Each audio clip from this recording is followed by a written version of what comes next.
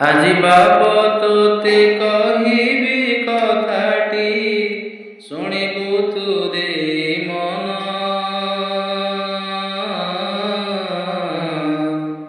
କାହାକୁ ମର ତୁ କାହା କୁଳମଣି ଜାଣିଛୁ କି ଗଣ୍ଠି ଧନ।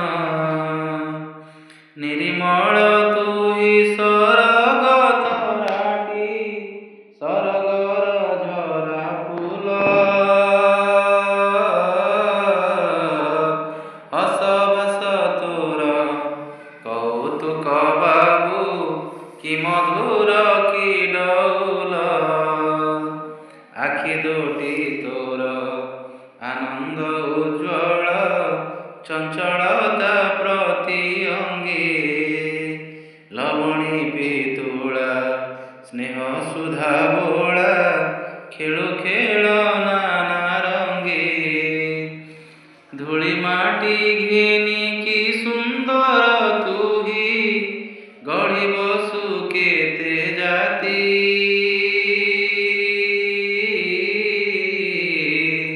ପଶୁ ପକ୍ଷୀ ଜୀବ ଦେବତା ଦେଉଳ ସଙ୍ଗୀ ସଙ୍ଗେ ହର୍ଷେ ମାତି। କେବେ କିରେ ବାପ ଶୁଣିଛୁ ତୁ କାନେ ବାପ ଗୋଷୀ ବାପ କଥା। କେତେ ସେ ମହତ କରମ ସାଧିଲେ ଭାଳିଲେ ଅଜୀବ ଚେତା। ବାପ ଦାଦି ତୋର ଥିଲେ ଅତି ବଡ଼ ରଖି ଯାଇଛନ୍ତି ନାମ। ମନ୍ଦିର ତୋଳାଇ ପୋଖରୀ ଖୋଳାଇ ଗଢ଼ି ନାନା ତୀର୍ଥ ଧାମ। କୋଣାର୍କ ମଥାରେ ଜଗନ୍ନାଥପୁରେ ଉଡ଼େ ତ ତାଙ୍କରି ଛତି। ଲକ୍ଷେ ଦେଉଳରେ ସଞ୍ଜ ଆଳତୀରେ ଜଳେ ତ ତାଙ୍କରି ବତୀ।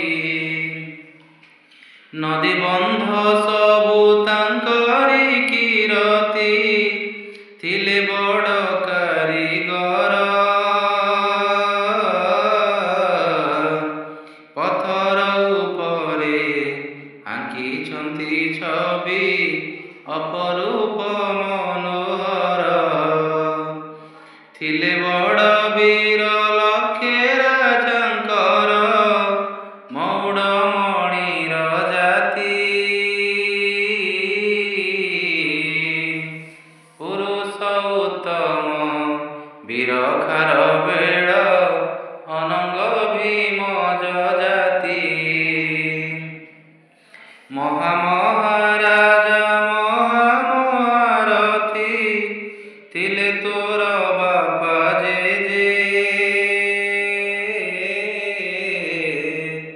କିଏ ସରି ହେବ ଗୁଣ ଜ୍ଞାନେ ତାଙ୍କୁ କିଏ ସରି ହେବ ତେଜେ। ଓଡ଼ିଆ ବୋଲି ତୁ ମନେ ଗର୍ବ ବହି ଚାଲରେ ଟେକି ତୋ ମଥା। ନୀତି ମନେ ମନେ ଗୁଣି ହେଉଥା ପୂର୍ବପୁରୁଷଙ୍କ କଥା। ଭଞ୍ଜ ଜଗନ୍ନାଥ ସାମନ୍ତ ସିଂହାର ସାରଳାଦି କବିକୁଳ।